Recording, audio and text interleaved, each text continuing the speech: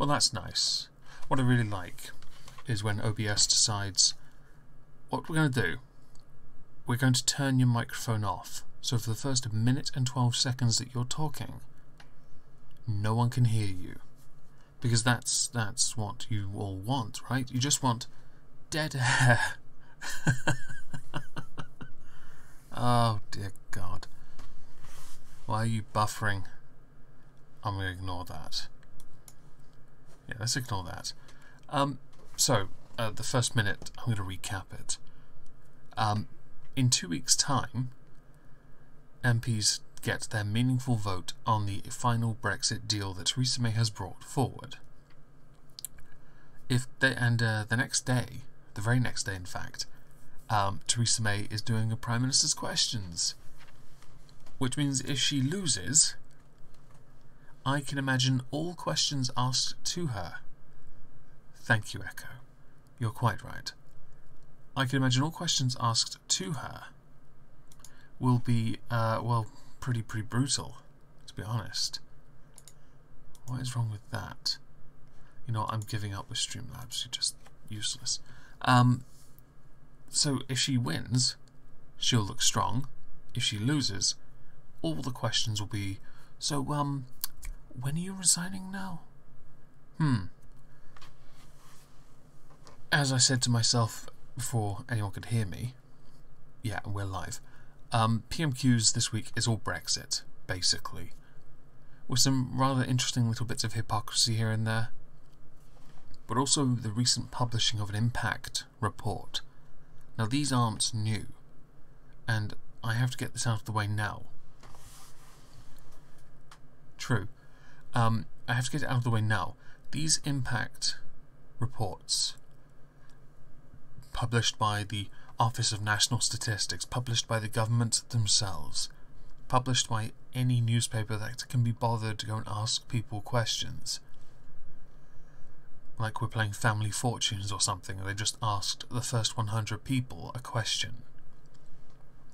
These were used during the referendum itself, and they bugged me to no end. They bugged me because they were used to scare people. People should be allowed to make any choice they want. You scaring them like they're cattle. That's not how you win. And proof in the pudding, I guess. It didn't work. You're trying to scare a nation of apathy. Which is... It doesn't work. For obvious reasons. Anyway, PMQs. Let's dive into this. I'm going to have to put a little timestamp on this at the end, at the bottom. Starts at 1:12 because my microphone refused to oh no, sorry, my OBS refused to accept that my microphone was turned on. Bastard thing. Right, yes. You're not late. I started early because I have agreed to go on another stream at 10:30, so I wanted to do as much of this as I could between now and then. Before I go and play Rocket League with Sith and Llama, I think. Order! Questions to the Prime Minister. Rosie Cooper. Question number 1, Mr. Speaker. Damn, she's big. Thank you, Mr. Speaker. I'm sure that the whole House would like to join me in paying tribute to Baroness Trumpington, who... Yeah, that's actually a person. ...sadly passed away yesterday. From her time at Bletchley Park as a codebreaker during the Second World War, through to her time in government and public service, she led an extraordinary life and she will be sorely missed. Mr. Speaker, this morning I had meetings with ministerial colleagues and others. In addition to my duties in this House, I shall have further such meetings later today. I'm playing Rocket League on the PC because that's what Llama and Sith are using. I do have a console, but I don't have it on console. And pleb, please. Rosie Cooper. By the way, I have no idea who Baroness Trumpington is. I just like the name. Mr. Speaker, I'm sure the whole House would want to be associated with the Prime Minister's remarks. The misery inflicted on my constituents by Northern Rail continues unabated. Long waits for... Jacob Jimenez, I knew about Ukraine and Russia because I'd heard that Russia had seized some of the Ukraine ships, but I know very little about the supposed escalation to potential war. I know very little because I know that some have argued Ukraine belongs to Russia anyway. That's what I hear, but I don't know enough, so I'd have to do some research, I'm afraid. So I can't really offer much past that. Already full trains, don't arrive on time, whole day cancellations, and even the cancellation of last trains leaving people stranded. There can be no more excuses. This latest Northern Rail fiasco began in May with communications issues and, timetabling and communications issues. Prime Minister, isn't it time to get the communications right and timetable the end of the Northern franchise? So this is because a lot of trains are owned privately instead of nationally. That's not to say there weren't issues nationally anyway. In fact, one of the reasons we sold rail off was because we couldn't afford it, even though, unironically, we pumped money into it anyway so as to keep them going. We call that, we give them a little, a couple billion every year just to keep going. It's like the buses. No one really uses them, except for those in the cities. So they don't really make much money, but the government puts money into them to keep them going nonetheless, because of those delightful old folk. And with the North especially, you've got companies around the country like Virgin, for example. It cost a Sky presenter like £300 to get a ticket from, I think, London to Manchester, which is ridiculous. No offence intended here, but I can get from where I am to Norwich for 60 quid at short notice. How the fuck is it more expensive? From London to Manchester. It can't be that much longer in distance. Can't wait for the high-speed rail to go through that. Although I'm sure someone's going to completely shit on that, Google it and be like, "You're fucking miles off, you fucking cunt." Doesn't matter. Point is, it's ridiculous how expensive it is, and it's even more ridiculous the number of services that are being cancelled. So I tend to agree with this MP about wanting to do something about it, and also giving up on this ridiculous idea. Many would argue it needs renationalising. I'm not sure that would solve the problem, though. It then means another rather large bill placed at the foot of the taxpayers that they may not be able to afford. Especially if we're still in austerity, I guess. Can I say to the Honourable Lady, first of all, we are clear as a government that the performance in the North and the disruption that was caused to rail passengers was unacceptable following the timetable changes that took place on May the 20th. I think it's clear that we saw a combination of delayed Network Rail infrastructure works and reduced time to plan a modified timetable, which meant that the new timetable was finalised too late. And we know that passengers are currently not getting the service they deserve, although there are more services in Northern Rail now than there were compared to earlier this year, but much more does need to be done. And of course what we are doing is working alongside Transport for the Northern Transpennine Express and Network Rail in improving services and improving punctuality. And of course we have our... Which means nothing. I think the only thing they're going to do is put more money into it until they do something with it. Maybe get better seating. You know, replace the straw bales we use. Possibly upgrade from steam locomotive to one of those electricity things. Yeah. Asked Richard George to review the performance of the region's rail network, to make recommendations to improve reliability, and where operators are found to be at fault, then we will take action. Dross! Thank you very much, Mr. Speaker. Sorry, I missed something in the chat. My apologies. 1 second. Let's go over here. Aha. It's just like Congress, except the conversation is covered with fancy language with an accent. Yes, you're quite right. And yeah, we like our fancy language. No one can question the Prime Minister's work ethic and determination to reach a deal with the European Union. It's just a shame that the deal she brought forward is worse than no deal, really, isn't it? Interestingly enough, there was a peer, I can't remember his name, Doesn't matter, but he believed there was that MPs were thinking about this wrong. That when it came to voting, there were only two options. They were thinking, and I quote, in the binary, as in there was only the option of this or no deal. But he refused to expand on that and imply what he actually meant. Whether he meant not leaving the EU, or whether he meant a second referendum, or a people's vote. I'm sorry for the gap there, I was yawning. This guy's riveting. A deal that many people thought was unachievable, but despite her best endeavours, there are still considerable concerns that many people have that this has left us with an uncomfortable choice, and I share... If you're not uncomfortable yet, you might want to pull the stick out of your ass so they can put the cactus up there. Those concerns. So as the Prime Minister heads to Scotland, can I ask what guarantees she can give to those who have concerns about the future of the fishing industry under this deal and also our precious union? Nicely done. Can I say to my honourable friend that he's absolutely right to raise the issue of the fishing industry and of our precious union. And Saki, I'm not convinced he and Lee Evans are related, but you never know. I am a committed unionist, as he is, and as indeed all my colleagues on the Conservative benches are. Everyone's tired of hearing Scotland. That's why we're so desperate to see them leave. Our deal in relation to fisheries means that we will become an independent coastal state. That means that we will be able to negotiate access to our waters. We will be ensuring our fishing communities get a fairer share. There's that term, fairer share, really bugs me. Oh, hello everyone, by the way. It bugs me because it implies, yes, we get first come, first serve, but then we're still giving up. And that giving up fish to other people.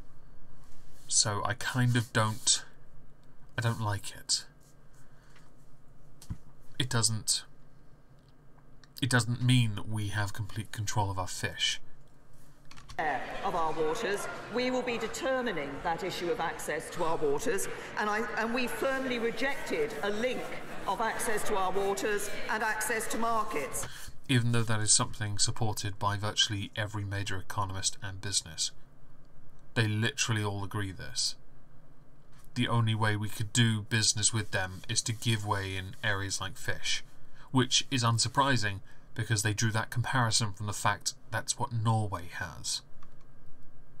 Dun dun dun. I know. Big spoiler. I have to say also that we are very clear, as I made clear in my statement on Monday. Oh, I've heard that before. That we will not be trading off a fisheries agreement against anything else in this future relationship. Lies. In that rather long, was it 26 page, 24, 22, however many page agreement, it was so vague, you can honestly, safely bet that this will be slowly eroded at so that it carefully transitions over the next 2 years. Say we accept this deal and go into the transition period, that is, which we more than likely won't. But say we do, let's say we do, right? Over the next 2 years, what she has just said will erode away to her saying, yeah, I just let them fuck me. And indeed, the support for the deal, I'm confident that my honourable friend will have seen the support for the deal that has been recognised by the Scottish Fishing Federation. Oh, I wish I hadn't gotten up at 6 in the morning for work and had broken sleep. Okay, so the Scottish Fishermen's Federation, they also believe the EU could, believe that leaving the EU would mean fairer quotas, which is more attainable since we have access to more fish. Not going to be so attainable if we end up forfeiting those other fish, therefore tightening the noose on the fishermen. The fairer quotas for fishermen and free them from the, and this is a quote, straitjackets of the common fisheries policy. And this comes as the International Council for the Exploration of the Sea, or ICES, is advising a cut in the Northeast Atlantic mackerel catch for 2019. which reduces the landings by about 40%, which I think is pretty cool. And I do tend to agree. The Common Fisheries Policy, it was a major talking point. Hello. For the Leave campaign, to the point where there were some rather interesting protests happening across the Thames, with very wealthy people voting Remain, like Bob Geldof, flipping off the levers on a yacht. It's like, oh, come on. You're a man of the people? You claim to be one anyway, but you're on a yacht protesting the fishermen. Are you mad? You're blocking the fishermen from doing their job as well. Wow. What a douche. This is a man who helped create Live Aid. Wow. Really cares about the people, doesn't he? But the Scottish Fishermen's Federation, because they're sexist. Oh, excuse me. Oh. I'm not even tired. That was just a yawn. That's stupid. The SFF, they're kind of in favour of leave. Live Aids, yes. A poll which was commissioned by the SFF, so the Scottish Fishermen's Federation, showed the public backed a better deal for the industry after left Brexit. And while they do support this deal, they don't really, because this deal isn't a good deal. The YouGov research indicated that 63.5% of voters who had an opinion thought quotas should be increased for UK vessels, and that makes sense. Because it's our waters. We're not a part of the massive conglomerate. I mean, commie state. I mean, federated whatever of Europe. Thankfully. Anyway, let us continue. Enemy Corbyn! Thank you, Mr. Speaker. I echo the Prime Minister's words about Baroness Trumpington. We thank her for her service to this country throughout her life. We'll also remember her as a great code breaker and a very demonstrative member of the House of Lords with her physical symbols. And also her wit. Oh, Ghost and Dog. That raises many questions. The really weird thing is, that is one of the major things the Tories can actually brag about, is that while Jeremy Corbyn here preaches diversity, he is a straight white man in charge of a, quote, diverse party with quite a lot of anti-Semites, who's if anything exemplifying white male privilege to a T, but the one thing they haven't had in charge yet is a whammon, and Conservatives have them beat with 2. Don, have I got news for you? Also, and it's interesting to point out, Margaret Thatcher on the EU, she fucking hated it. I've seen some of the shit she said in Parliament. She loathed it. She didn't like the idea of unelected heads. I'm paraphrasing. I know she said this, though. People who are unelected with unelected commissions dictating laws that are sovereign to this nation. Our laws being dictated by unelected heads. Commissioned. Are you kidding me?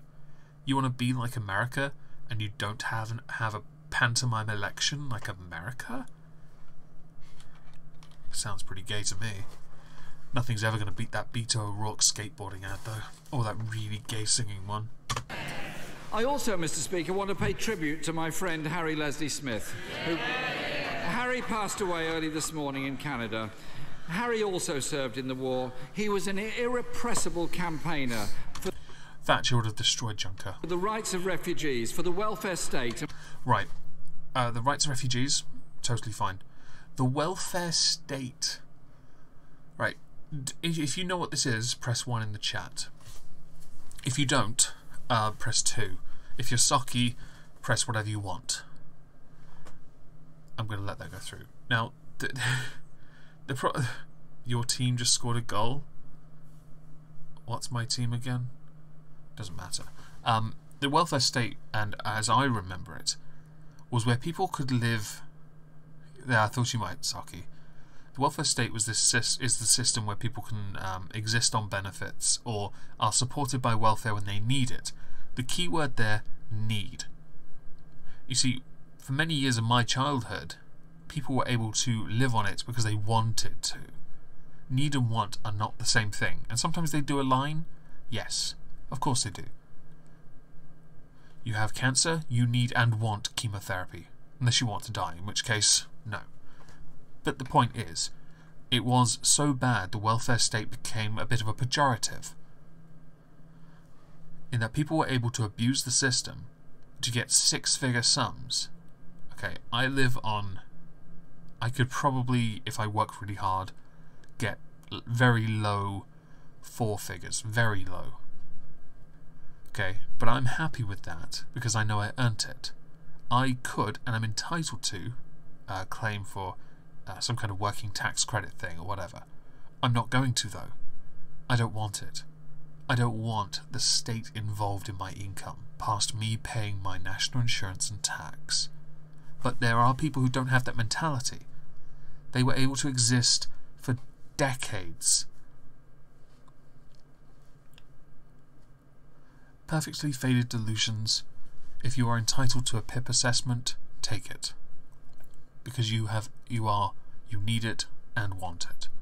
Don't feel guilty or anything like that. Because the same people you feel guilty for, they won't feel the same for you. And that's the welfare state as it was. Like my mum and dad, they worked. But people would abuse the system, and so my parents struggled. But they always made it like an amazing Christmas. You know? And I honestly loved it. No, we don't, Jan. Our navy is a joke now. Our boats are actually made of paper mache.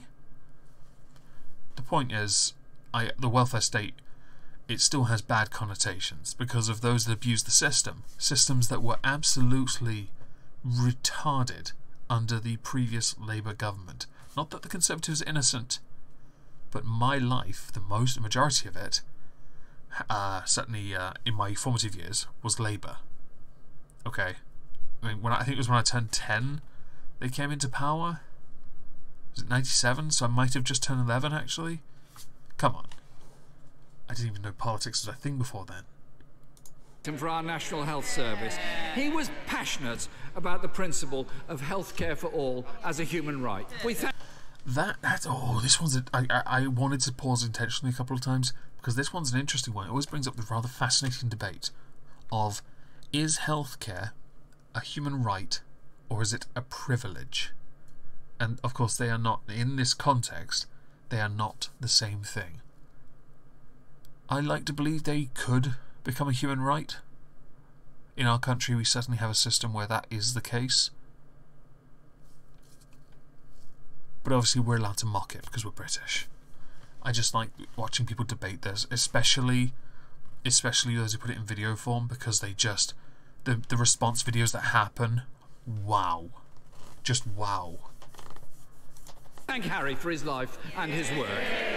You know what, actually, I can make a comparison. People who do the response videos to each other about whether a health service is a privilege or a human right are similar to those that do the vegan videos against veganism and for it, and then end up responding to each other. It's just a circle. It's so funny to watch. Why can't we just have apothecaries with toads and leeches and a drill to let the evil spirits out? On Sunday, the Foreign Secretary said of their Brexit deal, it mitigates most of the negative impacts. Kind of true, but it was in context. He was talking about the Andrew Marr show, I believe,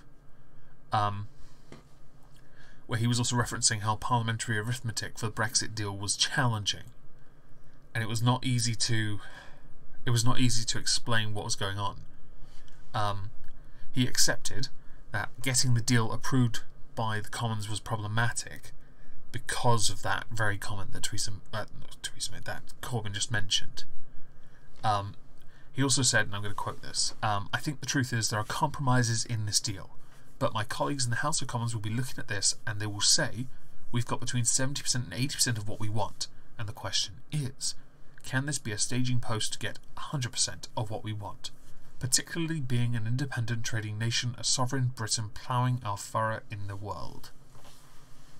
He also pointed out there's no he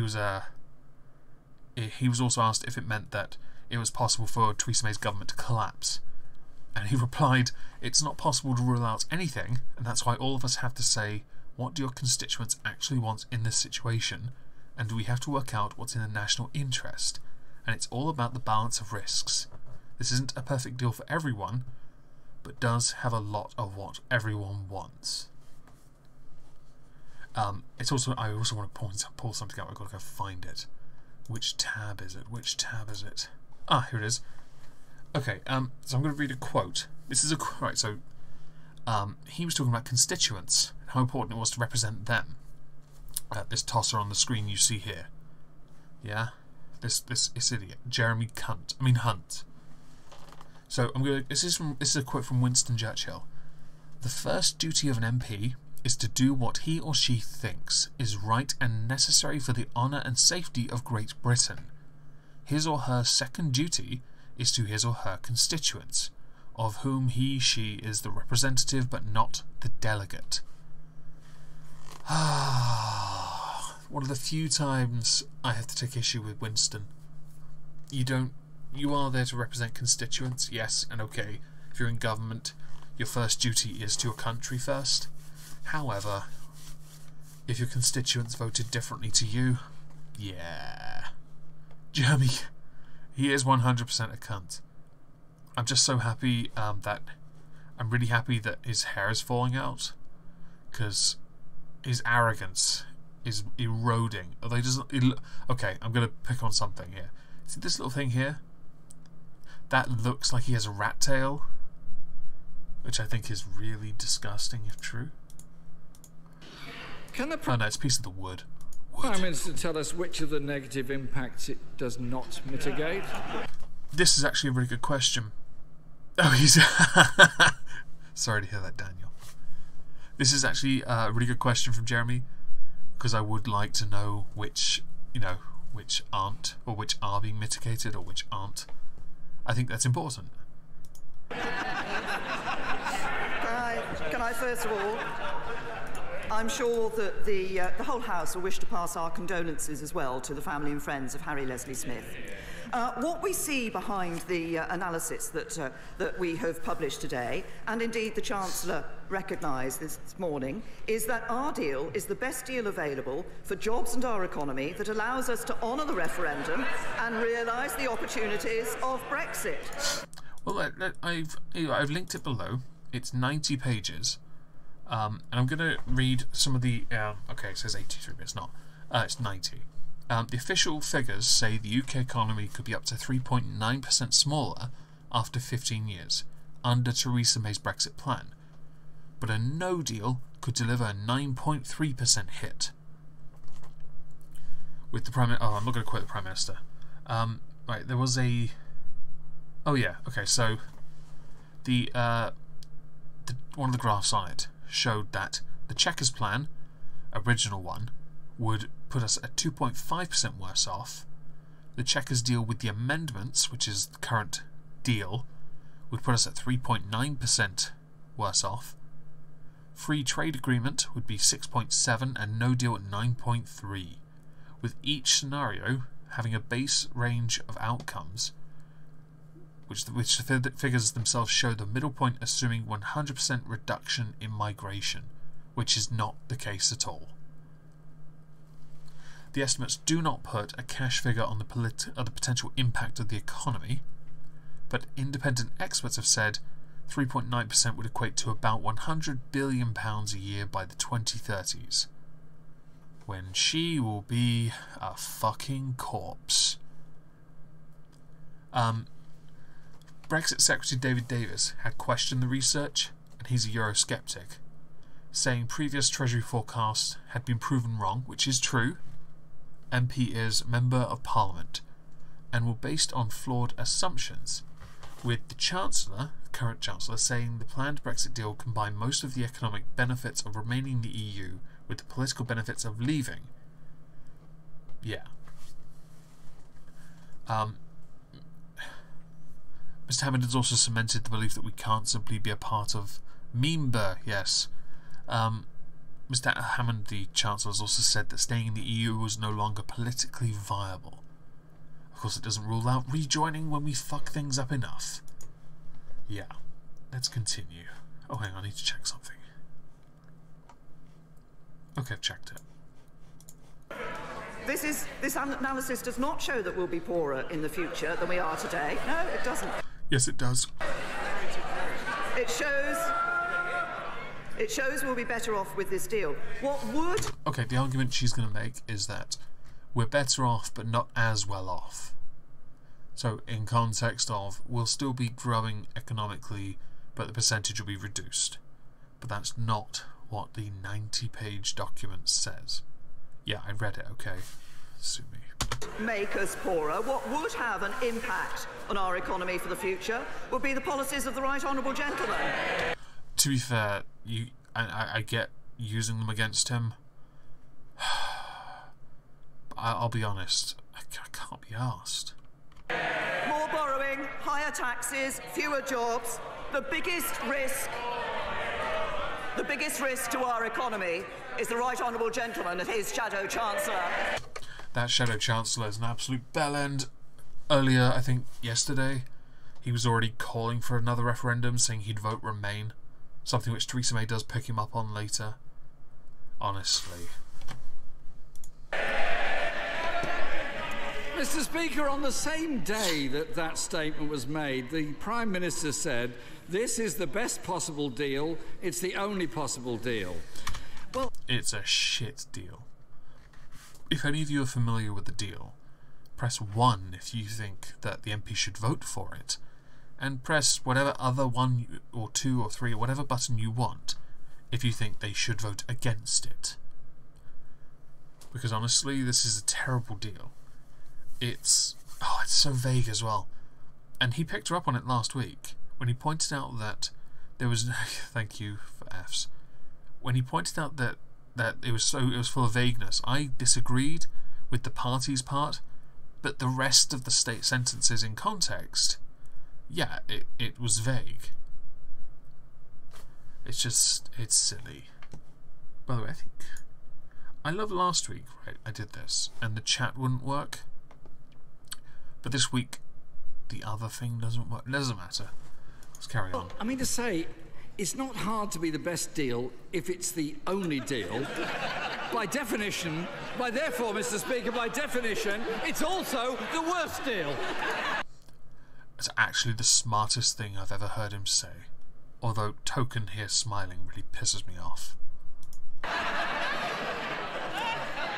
Mr. Speaker, the government economic service forecasts published today are actually meaningless because there's no actual deal to model, just a 26-page wish list. It does, in hindsight, come across as that. Let's face it. The parties will negotiate, the parties will meet, the parties will do this. The parties will then summarily bum each other. It wasn't there, it was the subtext. Chancellor, however, said that her deal will make people worse off. Does the Prime Minister agree? He doesn't appear to be here this morning to be consulted. Yeah, he did say that. Because he obviously being a Remainer as well, but also the Chancellor, he's taking the stance of let's just believe the bollocks that comes out of the office of whatever come up with this nonsense with the impact reports. It's the same, and I have to be the ardent Brexiteer here.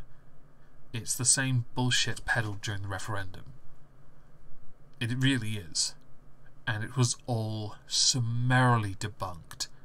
And it didn't have to be debunked by a person. It was debunked when the economy grew. It was debunked when the economy stabilised. Even the guy who called for the referendum to begin with was like, the fuck? Because it didn't make sense. But it happened nonetheless. As I've just set out to the Right Honourable Gentleman, what the analysis shows, it does show that this deal that we have negotiated is the best deal for our jobs and our economy, which delivers on the results of the referendum for the British people. And I believe that which this does not. That we should be delivering on the result of the referendum, but he talks about the political declaration. He calls it a wish list. Now, what he's describing is a political declaration that's been agreed between the United Kingdom and the European Union that sets out an ambitious, broad, deep and flexible partnership. Are we talking sexual now? Because I think the bumming remark is appropriate. Across trade and economic cooperation, law enforcement and criminal justice, foreign policy, security and defence, and wider areas of cooperation. This is the political equivalent to the Kama Sutra. Yeah, the different language shouldn't just confuse you. It's what they do. It should baffle you. And what does Labour have to offer? 6 bullet points. My weekend shopping list is longer than that. Your weekend shopping list is just KY jelly.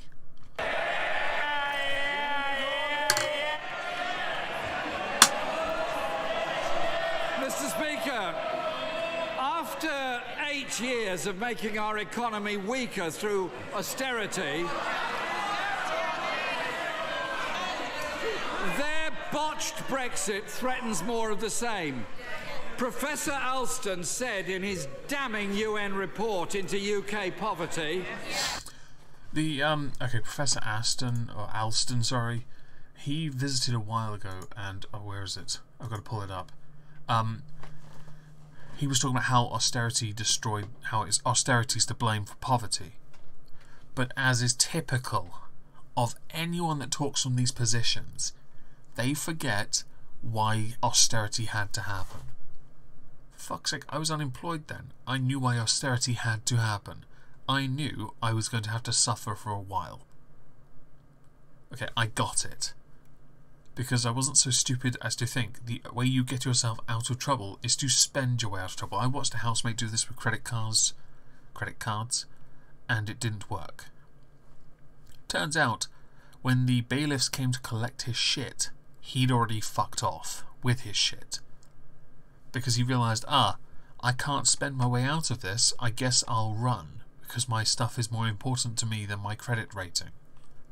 I think that's actually because he likes, well, like people I know, he likes to loot and hoard, because he's a fucking hoarder.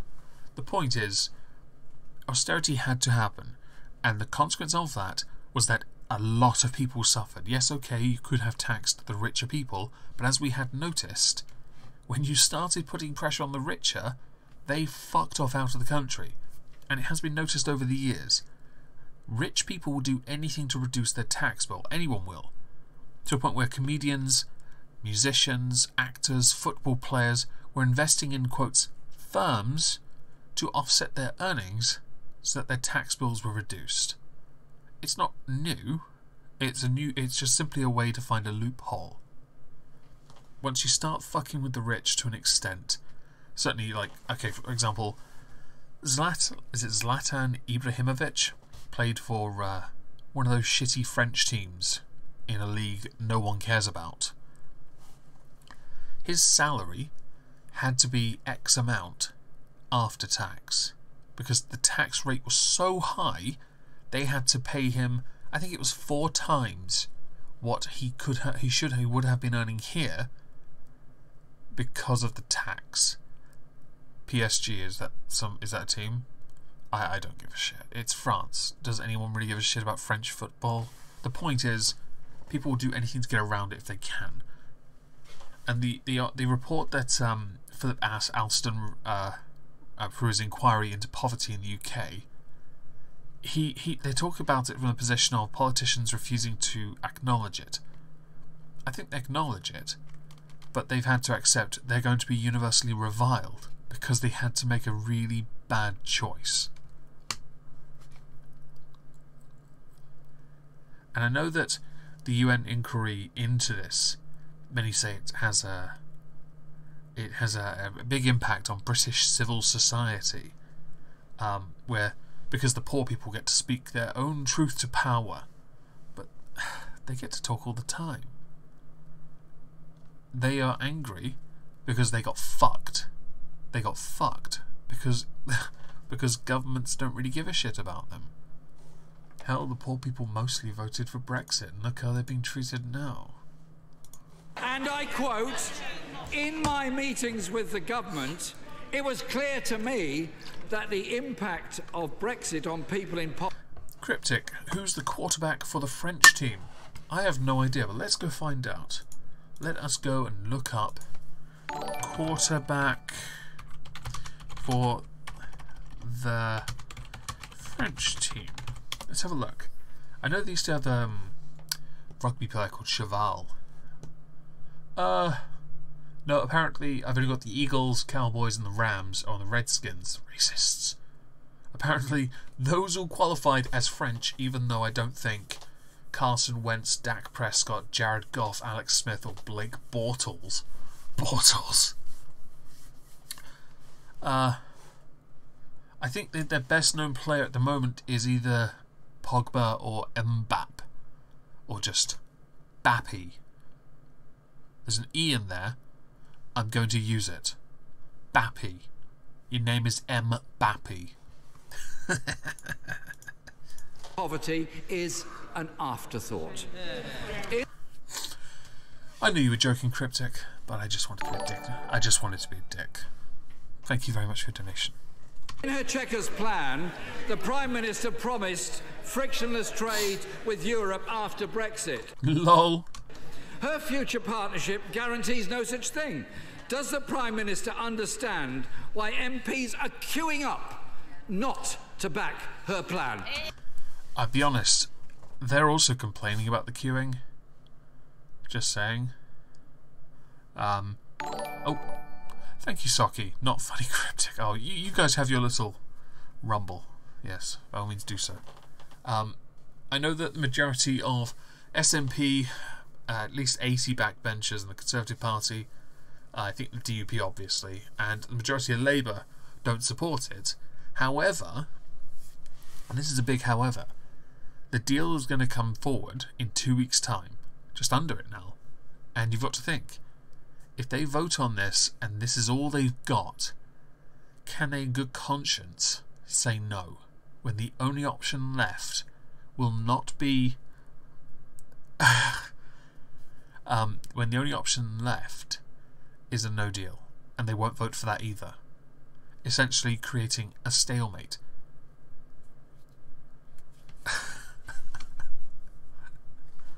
Yeah, let's continue.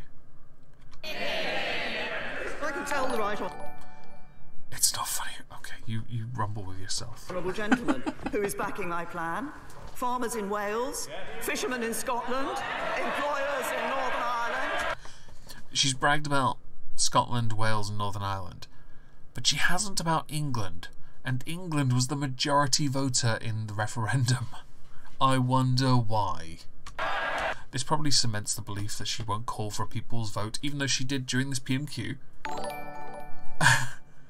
Thank you, Saki. She did say there wasn't enough time. She has basically now ruled it out. A people's vote. There isn't enough time for it, which is fantastic, I guess. Maybe? I don't know.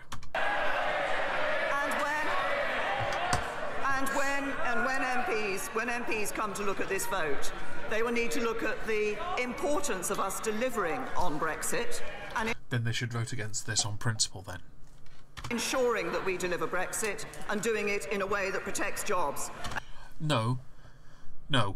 Actually, you should do this in a way that delivers on what the people voted for. They didn't think of that as a consequence. That is your job to then ratify or rectify. I love the word ratify. I really need to stop using it. The point is, the government shouldn't be thinking. You should just talk over me. Yeah, totally. I'm okay with this. If the people voted one way and you don't agree with it, should we start stockpiling? Honestly, people are doing it anyway. People have been doing it for a while. But I don't know what's going to look, it's finally started working again. I wondered why that didn't show up sooner. Thank you, Saki. You've actually just made the donation bar turn back on. Winning. Yeah, so the people didn't vote this based on the job element, because that wasn't something being pitched by any campaign that wasn't using scare tactics. And as we know, scare tactics don't work. Therefore, the people were not interested in that. They wanted to leave the EU because they saw it as a bum deal to be a part of it. You has magic powers, indeed you do. For those who don't know, I will be hopefully tomorrow debuting another little additional video in my content involving, most of you know Cthulhu, which is the Prophet Cthulhu, but obviously I've dealt with him. Well, I've got a new one to add to this called Dork Cthulhu, because I'm kind of getting sick of the shit of the internet drama, so I've taken Geek Cthulhu and put him in a fucking cage. Well, Saki has for me, because he's good. Hello, Irate Bear. How are you, darling? Oh. Might as well join in on the fun. Thank you, Otaku Gamer Judas. It's very kind of you. It's good to see you, Bear Man. Let's continue, actually, because honestly I'm falling behind. And on that subject, he referenced what had happened to the economy over the last 8 years. We've seen the number of young people not in education, employment or training at record lows. We see borrowing this year at its lowest level for 13 years. We see more... These aren't really huge things to brag about. We're still borrowing a huge amount of money. People in work than ever before. But as that's been proven to be absolute shit, because the majority of those jobs are low hourly contracts or 0-hour contracts. Fastest regular wage growth for nearly a decade, and today... That's not true. That's actually been debunked, because what she's citing is something that hasn't taken into account inflation and actual economic growth. Oh, thank you, Cryptic. People haven't, because Theresa May hasn't taken into account inflation and economic growth. It's actually only 2 years. It's the highest in 2 years. So yeah, not 10. Today, we've seen the number of children living in workless households at a record low. Not entirely true, because the numbers keep fluctuating by about 10,000 over the last 7 or 8 years. I've got the numbers linked below. Where is it? Children in workless households has fluctuated, but the total. Okay, so in the thousands, so it's currently 1,066, so it's a million, just over a million kids, right? Well, the total number of children in workless households goes up a bit more. Actually, it's slightly more than last year. So no, it's not. You're wrong. It's linked below for anyone interested. And the proportion of workless households at a record low. That's good, balanced management of the economy by the Conservatives. I'll agree that they've taken a more balanced approach, because they're not investing everything in everything and then leaving us with fuck all. Like, the point is that May's cum face. It could be, Bear, it could be. And when she says, unlike you, when she comes and says, I'm a millionaire, she is a millionaire. She's slapping her husband on the back with his jizz. Mr. Speaker, if it's good balanced management of the economy, then why did Professor Alston say there are 14 million people in our country living in poverty? Because the definition of relative and absolute poverty has been shifted to the point where actually what could and could not be considered poverty is at this point just redundant. He's come at it from one position that does mean more people are in poverty. I tend to agree that there are more people in poverty than the government is willing to accept. However, we're not going to elevate them out of it by throwing money at it, which is a genuine policy you have. You don't do it by making it so people don't have to work to go get by, which is something you and your predecessor governments do every fucking time. It's just... I can answer the question, Zombie Teddy. Why are they always shouting? Because they're rigged up to microphones, and because, believe it or not, the chuntering that you hear from the backbenchers is a lot louder than it sounds. Oh, and because they're old people and they're hearing shit. And when she claims support for her deal, last week more than 200 chief executives and entrepreneurs described her Brexit deal as the worst of all worlds. Before we continue, and the speaker actually interrupted, we're never going to release Cthulhu. Cthulhu is there for life, because he's now rebranded himself as the from Prophet Cthulhu to the neo-normie prophet. Did you think I didn't notice, you little shit? Yeah, I noticed. Fucking idiot. And Geek Cthulhu, or Dork Cthulhu, I'm just going to keep him there, you know. Bear, I tell you what, if you can jump into top dollar patron on my server, then yeah, just jump on there and talk to me. I've unmuted myself and you are admin on my server, so go for it. Geek Cthulhu, though, is heavily involved in drama. I don't care for drama, everyone knows that. Therefore, he goes in a cage. And yes, hello, darling. What's up? Hello, how are you? I'm alright. I'm a bit happier now. Oh, yes. I was elated to receive that email itself.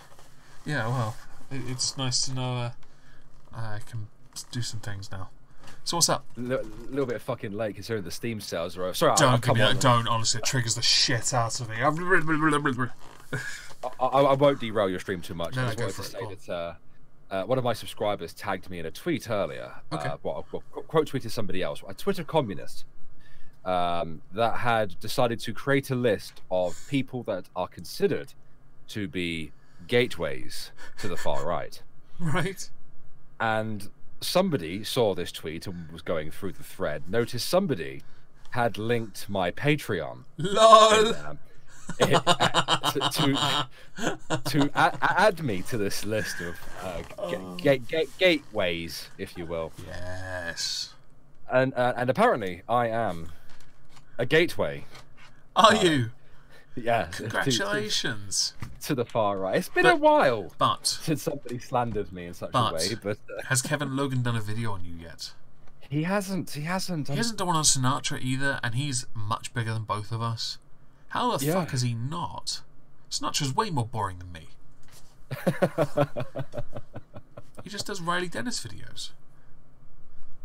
I just I don't know. I don't know why he. Maybe because I've had a couple of private conversations with the potato in previous months. I'll do this. And had a few conversations with him.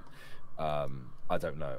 But only you have been famous enough to have the privilege of having a potato video made on you. Congratulations to me.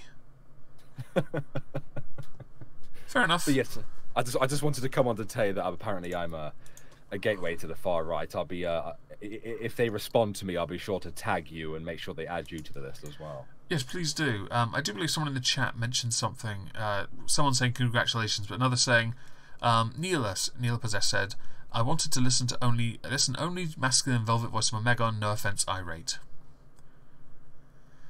That's fine. Yeah. I saw it and just wanted to say hi. Well, it's because I sound common as muck. Yeah, so do I when I stream, though, to be fair. No, you still sound quite posh to me. Yes. It's probably. I notice a lot of Americans have been saying that they prefer your voice when you're streaming, or they prefer it when you're making videos. But I hear no difference.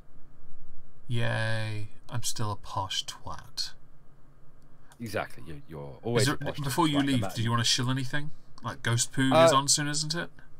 Yeah, it's on the Drunken Uncle channel in about 15 minutes or so. Okay. Well, I'll dump the link. Check us out. I'll dump the link at the end. I'll speak to you later. Thank you very much for having me on that. Bye, darling. Bye, babe. Yeah. Right. Let's get back into this shit. Order, Mr. Morris. Calm yourself. Take some sort of soothing medicament if that is what is required. But above all, calm yourself. Jeremy Corbyn! Thank you, Seek the Truth, See the Deception. I love your name. And, Mr. Speaker, a private email the CBI sent round which I haven't been able to see, so I can't corroborate any of this. Says of the deal, no need to give credit to negotiators, I think, because it's not a good deal. It isn't. If that's true, I agree. It is genuinely one of the worst deals ever brought forward, and one of the biggest deals at the same time.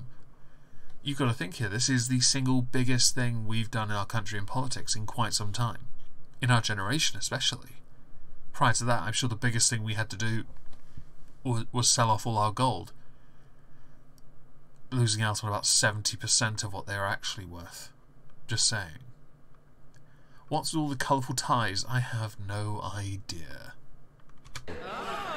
All the Prime Minister can commit to is we'll be working for frictionless trade. Which means we will get friction.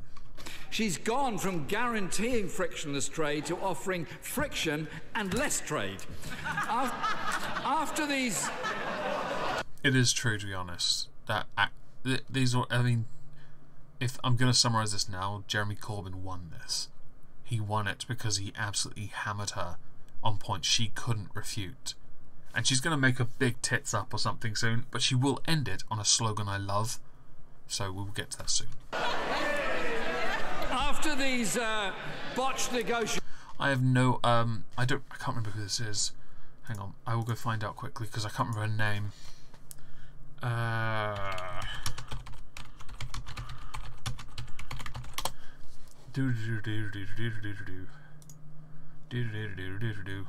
Pictures.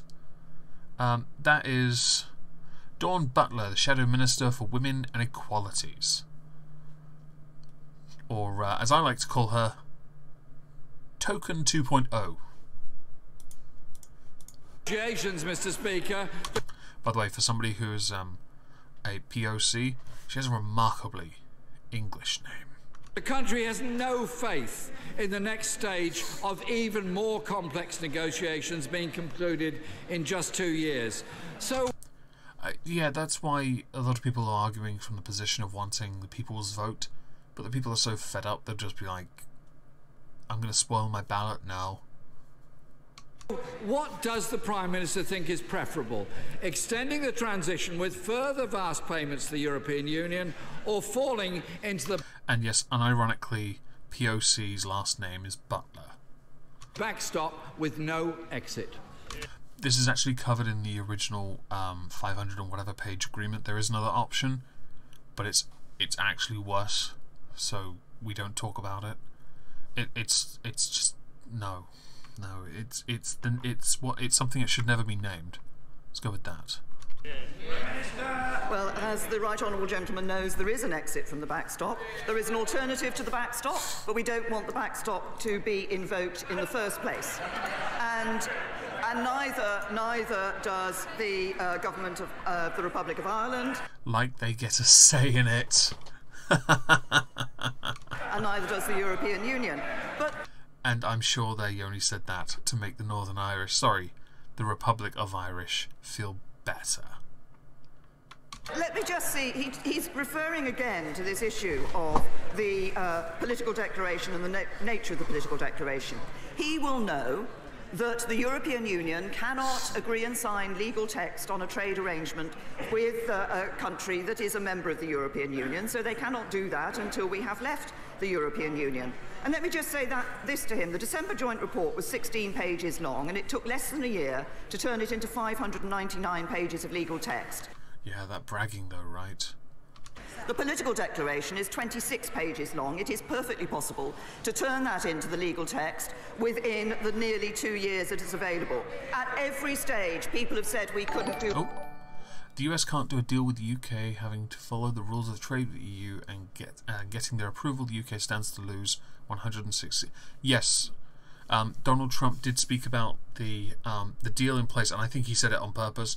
There's been speculation that he only made the public statement after seeing Nigel Farage talk about how bad this deal was, and it is a case that genuinely, when Donald Trump said it, there was another furore about it. I'm surprised there weren't articles and novels written on it, but even Theresa May said that's her blowjob face, by the way. Just saying. But he did say that it's very likely that we can't trade with them based on the terms of the deal that she's trying to pass. Sucky, Tambucky. What we've done. They said we couldn't get agreement last December, we did. They said we wouldn't get an implementation period, we did. They said we wouldn't agree a withdrawal agreement, a political declaration, we did. It takes hard work and a firm commitment to work in the national interest, and that's what this government has. bragging about that stuff doesn't actually answer his question. Just saying. Mr. Speaker, that would explain why the Business Secretary doesn't have much faith in this either. He's already discussing a transition period being extended to 2022. No, he's not. That's a lie. Sucky the real. Actually, he said this on the 19th of November, and he didn't say that he wasn't discussing the possibility of an implementation, extending it at all. It was simply asked of him if it could happen, and he said it could happen. That's all he said. He did not say what Jeremy Corbyn is saying. In the way he's portraying it, smug cunt. Apparently. Parliament voted, Mr. Speaker, Parliament voted for the government to publish its legal advice in full. The government... Yeah, okay, this is actually something I have to pick up on the government for. This legal advice was meant to have been published. Oh, dear God. You guys fucked it. Today says it will ignore the sovereign will of Parliament. In 2007, the Prime Minister wrote to the then Prime Minister saying the legal advice for the Iraq War should have been published in full to Cabinet and MPs. So why doesn't the Prime Minister practice what she preached? Okay, so a bit more context of this is needed, and it's quite important that we cover it. Oh God, have I just lost it already? You're kidding me. Fuck off with that shit. Give me a second. I will pull it up because it's very important. Yes, here it is. Right. Paste that in there. The reason this is important is because it was actually originally meant, and I'm gonna. Okay, so Remain Tory MP Anne Silbury had said that the analysis had been promised them at the dispatch box and in private, in return for an amendment that would have bound the Treasury to provide it. Right? Chuka Umunna said the decision was unacceptable and that the MPs had been misled by ministers. And the ministers then have since denied those same assurances were given. Well, that's not true. In fact, in this very chamber, those promises were made. Treasury Minister insisted the promises had been kept, and what Theresa May is about to offer is an absolute cop-out and uses an absolute farce of an excuse to validate what she says. It's what she says now she's about to say is a load of bollocks. Hello, Traps. Say to the Right Honourable Gentleman, of course there's a legitimate desire in Parliament to understand the legal implications of the deal. Yeah, because now that the deal's basically all virtually kind of in one place, it's not a case of trying to hide the agreement from the public anymore.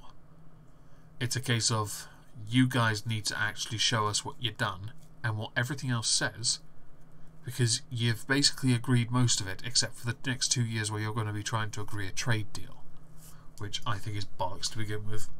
We have said and we have been clear that we will make available to members a full reasoned position statement. What a cop-out. Laying out the government's legal position on the withdrawal agreement, and the Attorney-General is willing to assist Parliament by making an oral statement and answering questions from members. I think it would be far simpler for them MPs to make their informed decision, because you're denying the public that anyway. But if you want the MPs to do it, you should give them that. I mean, everything's over now, isn't it? Minus the next 2 years in the transition period, this legal advice is something you promised. You did in fact promise it, by the way. I will find the quote, I promise, at some point and just insert it in the next PMQs, because reasons. But as regards publication of the full legal advice, the advice any client receives from their lawyer is privileged. That's the same for government as it is for any member of the public.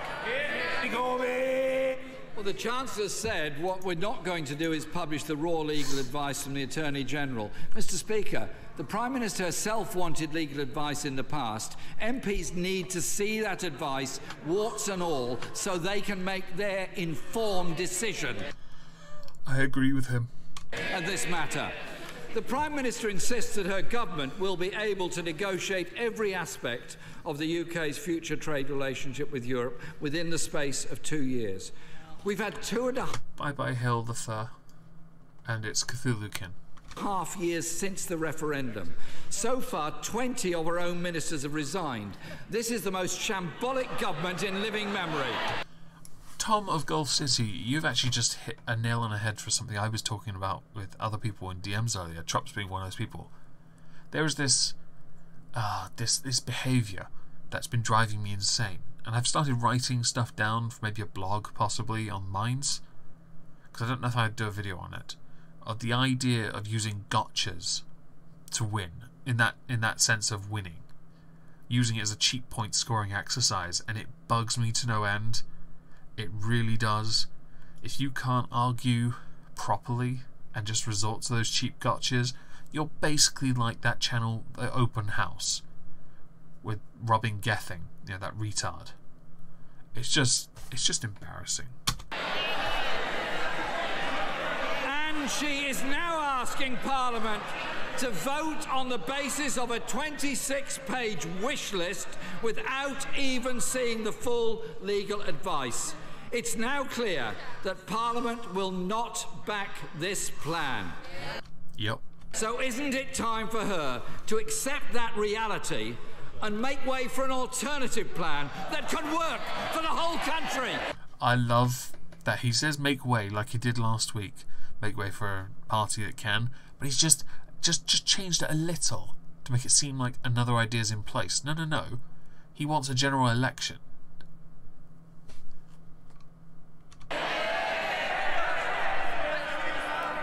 Let me say to the Right Honourable Gentleman, I will take no lectures from the Right Honourable Gentleman, who has seen 100 resignations from his front bench. She's not wrong. But I will also say this. Today we saw what really lies behind Labour's approach. Last night, the Shadow Chancellor told an audience in London that he wanted to seize upon a second referendum. He did. And vote Remain. He did. So now we have it. Typical of any MP, really, to vote against what the people vote for because, typically they just don't really give a shit about the people. They want to cause chaos, frustrate Brexit, overturn the will of the British people, and that would be a betrayal of the many by the few. That is a really clever spin on Labour's current slogan of "Met for the many, not the few." I actually quite like it. I really do, because it's actually quite appropriate for it's appropriate for the entire premise of how Theresa May is going to get her Brexit deal through Parliament. Because she's going to use the few, she's going to use them in Parliament to claim to help the many, but no, that's not the case. No.